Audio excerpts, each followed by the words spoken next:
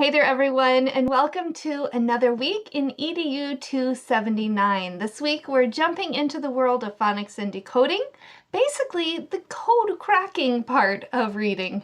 It's really important work that must be done in order for a learner to decipher what those letters on the page actually mean.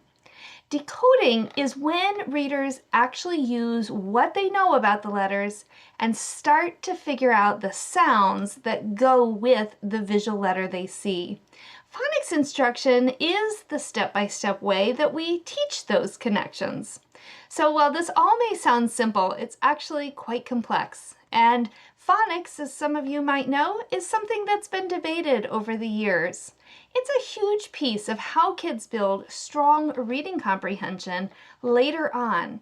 And we now know, based on brain research, that this is essential work in our literacy, development, and instruction.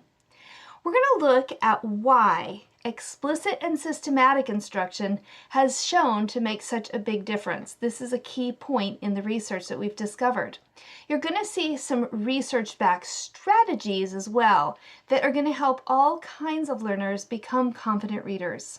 By the end of this module, I hope that you will have some beginning tools to carry back into your own future classroom, but know that this is a really loaded topic, one that all of us have so much to learn more about. I also want you to remember that this doesn't just impact our kindergarten and our first grade students.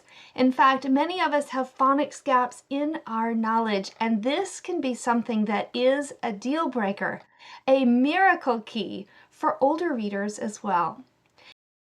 And as a quick reminder, we have in this module and in every single module some readings from our textbook that have been assigned.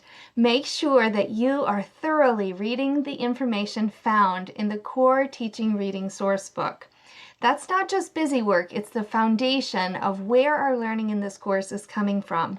Make sure that you're taking some time to review that information and dig in just as deep as you need to be able to understand and apply that information. Make sure that you dig into this week's chapters on phonics and decoding, and then show me what you've learned to guide the task that you've been assigned here in Canvas. So for example, when you're writing your reflection, or when you're analyzing the case study, or you're putting together your teaching demo this week, I want to see that connection between the textbook and your own ideas. I want to see how you're applying everything. That's how you're really going to grow as a future teacher. All right, let's get started on this week's module. I am so excited to see how you apply decoding and phonics this week.